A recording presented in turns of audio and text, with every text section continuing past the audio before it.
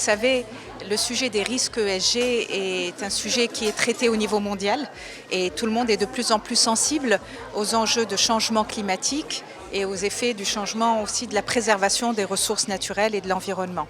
Maintenant, ce sujet concerne aussi le secteur bancaire et depuis la parution de la directive de la Banque centrale il y a 2 ans de cela, qui demande au secteur financier également d'intégrer dans la gestion de leurs risques tous les risques qui sont liés aux changements climatiques et environnementaux. Et il y a pas plus tard que 2 semaines de cela, la ministre de l'économie et des finances avec la Banque centrale ont fait paraître une feuille de route pour l'alignement du secteur financier marocain aux enjeux de développement durable.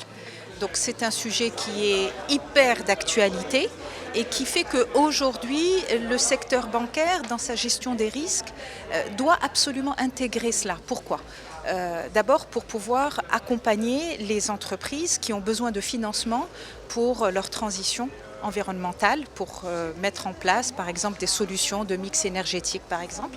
On a besoin de produits financiers, de finances vertes, ce qu'on appelle la fameuse finance verte aujourd'hui. Ça c'est une chose. Donc il y a une vraie tendance à ce que les secteurs bancaires s'alignent et développent des produits pour accompagner les entreprises, voire même pour accompagner les consommateurs pour faire évoluer les habitudes de consommation aussi. Il y a une réelle prise de conscience, je pense, par les établissements financiers sur ces sujets de ESG. Qui sont maintenant brandés comme ça, si je puis dire, avec une remise à plat des stratégies, de la gouvernance, des contrôles, etc., pour pouvoir justement inclure les enjeux ESG dans la façon dont les établissements financiers donnent les crédits et se transforment également, puisqu'ils ont aussi une responsabilité en tant que, si je puis dire, acteurs de la vie économique ici au Maroc. La directive de la BAM a été vraiment un moment clé, si je puis dire, dans la transformation des établissements financiers, puisqu'elle a permis une prise de conscience de ces établissements qu'il fallait effectivement revoir leur portefeuille de crédit, revoir effectivement leur processus pour pouvoir préparer des reportings qui iraient aux régulateurs.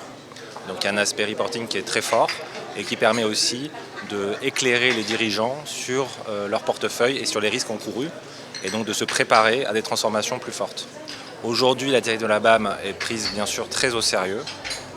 Et l'ensemble, si je puis dire, des cadres dirigeants des banques ont lancé des projets pour pouvoir justement répondre à cette directive.